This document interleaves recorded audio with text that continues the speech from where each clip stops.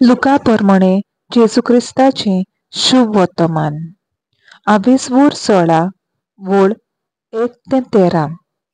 जेजून आपल्या शिसांक अशें सांगलें, कोण एकलो गिरेस्त मनीस आसलो आनी ताका एक मुद्दम आसलो. हो ताची गिरेस्तकायेची वाट लायता म्हूण कोणें ताचे चडशें वचून हाचेर फिर्याद दिली. हाका आपोवन हाडून दोनयान विचारलें, तुजे विशीं हांवें हें आयकोतां तें कितें? तुज्या कारबाराचो हिशोब दी, तर ह्या फुडें म्हजो मुकदम जावंक तुका मेळचें ना. तेन्ना मुकदमान आपणाच भितर म्हणलें, म्हजो दोनी म्हजे कडे मुकदमपण काण घेता म्हणटच हांव आतां कितें करूं?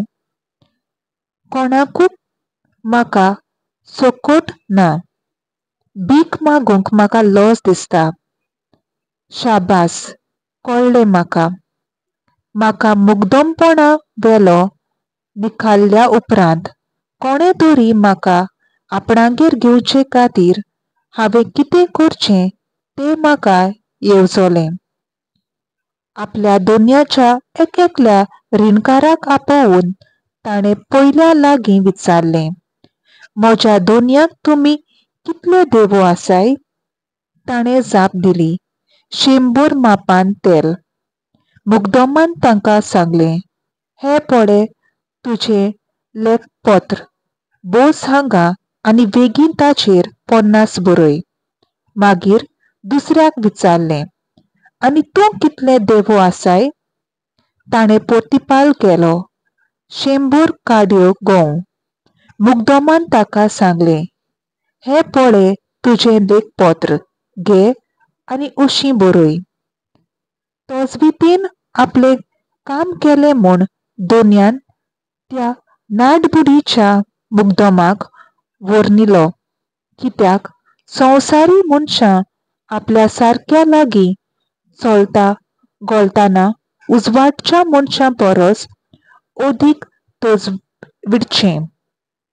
तर हांव तुमकां सांगतां, गिरेस्तकाय बरशी, पूण तुमकां इश्ट इश्टिणी जोडून घेवंक तिचो उपेग करात. अशें ती अंतरून वेतली तेन्ना ती तुमकां सासणाच्या बिराडनी स्वागत करून घेतली.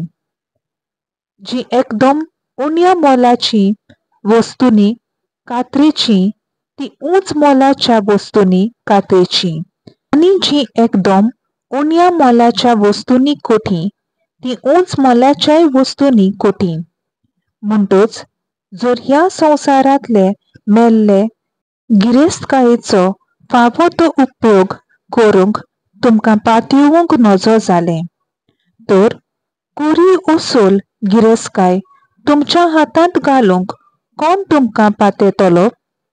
देवान तुमकां दिल्ल्या तुमच्यो न्हय त्या वस्तूंनी तुमी जर विस्वाशी रावंक नात, तर तुमच्योच जावच्यो आसात त्यो वस्तू देव कसो दितलो तुमकां? खंयच्याच चाकरान दोनयाची बाराबर चाकरी करूं नजो, कित्याक तो एकल्याक जळटलो आनी दुसऱ्याचो मोग करतलो, वो एकल्याक चिटकून रावतलो आनी दुसऱ्याची बेपरवा करतलो. तुमच्यान देवाची आनी बाराबर गिरेस्तकायेची गुलामां जावूं नजो. देवाचें उतर हें, देवाचो व्हड उपकार.